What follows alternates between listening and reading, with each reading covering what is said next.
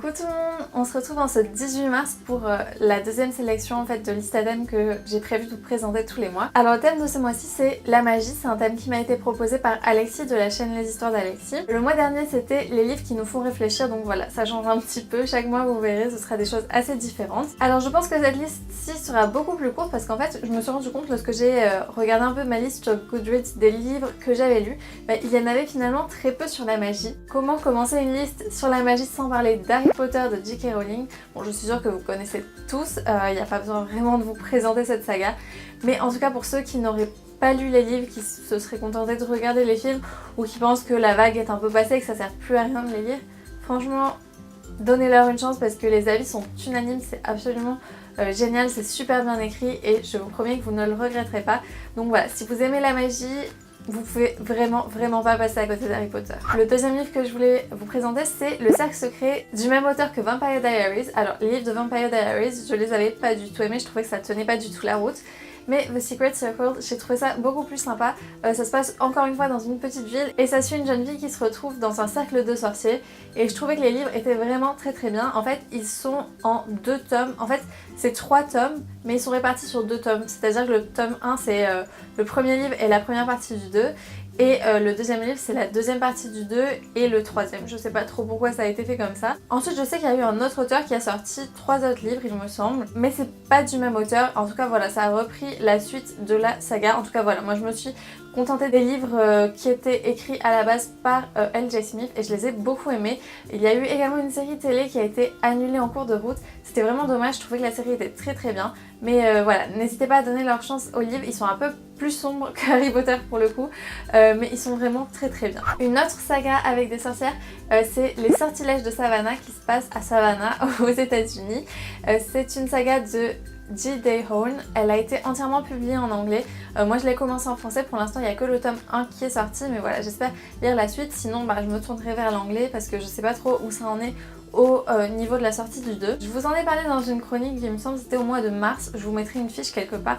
C'est une saga presque new adult, surtout à cause des thèmes en fait qui sont traités et des personnages un peu plus âgés que normalement dans le young adult, même si ça reste de jeunes adultes. C'était un premier tome pour lequel j'avais eu un gros coup de cœur, c'était assez sombre et j'ai beaucoup aimé les sorcières dans cet univers. Il y a même de la magie noire, vaudou, c'est vraiment des choses pas édulcorées et j'ai trouvé ça vraiment très chouette. En tout cas voilà, c'est une de mes sagas favorites pour l'instant au niveau de la sorcellerie. Ensuite j'ai une saga beaucoup plus jeunesse, il s'agit de Oscar Peel de Ellie Anderson.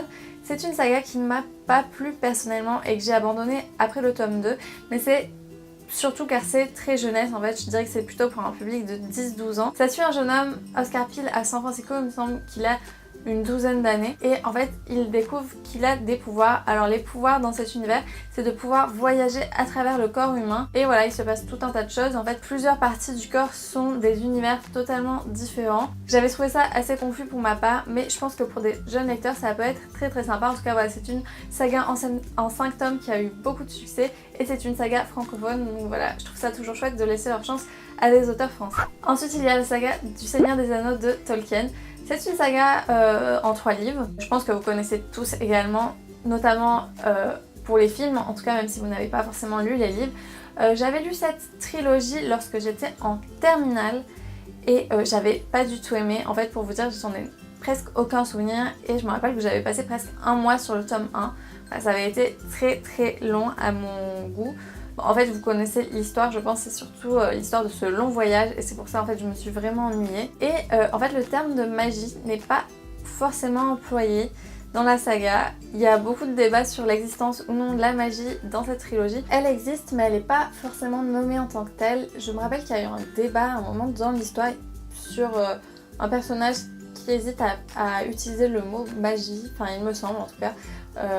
Parce que je vous l'ai dit, j'ai très peu de souvenirs. Mais en tout cas voilà, il y a les pouvoirs des 3 anneaux, Gandalf, les elfes, tout ça. Donc c'est tout un univers quand même avec pas mal de magie et de sorts, de pouvoirs. Pour moi c'était pas une saga qui m'avait plu, mais je sais que beaucoup de monde l'a aimée. D'ailleurs c'est pour ça qu'elle a un tel succès.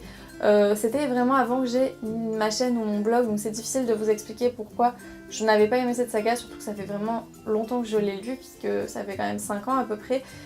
Mais voilà, je m'étais ennuyée, je m'étais attachée à aucun personnage, c'est notamment pour ça que j'avais eu du mal. En tout cas, j'avais pas voulu l'abandonner parce que je voulais savoir de quoi je parlais. Et maintenant, enfin, j'ai tellement oublié que ça servait vraiment pas à grand chose. Mais voilà, au moins, j'aurais fait l'effort de l'avoir lu jusqu'au bout. Ensuite, il y a Les Chroniques de Narnia de C.S. Lewis. Alors c'est une saga un peu particulière parce qu'il faut savoir que c'est une réécriture de la Bible. Peu de monde le sait en fait, mais une fois qu'on s'en rend compte, ça nous a l'air tellement évident. Le premier tome des livres, en fait, c'est la création du monde, donc c'est vraiment...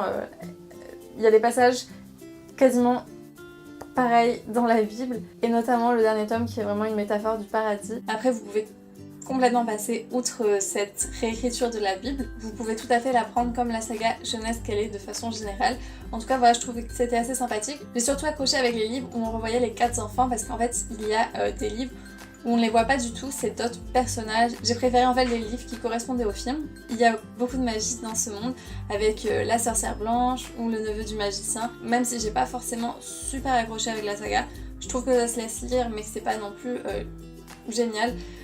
J'ai quand même beaucoup aimé les tomes où on voit les 4 enfants, donc je vous la recommande quand même. En tout cas, peut-être pas forcément tous les tomes parce qu'ils sont pas forcément tous nécessaires à l'histoire.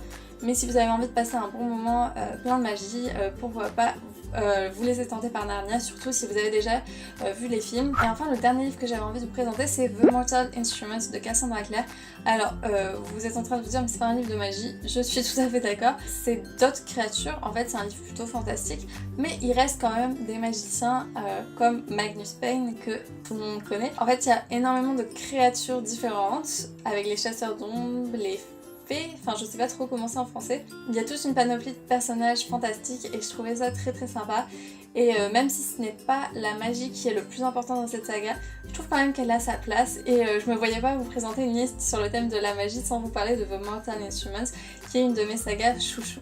N'hésitez pas à me dire dans les commentaires quel livre vous auriez présenté dans cette sélection sur le thème de la magie, parce que comme vous vous en êtes rendu compte, je n'ai pas tellement lu de livres sur la magie, et voilà, ça m'intéresserait d'avoir plusieurs recommandations sur ce thème. N'hésitez pas non plus à me proposer des thèmes pour les mois suivants, voilà, ça peut être des séries, des livres...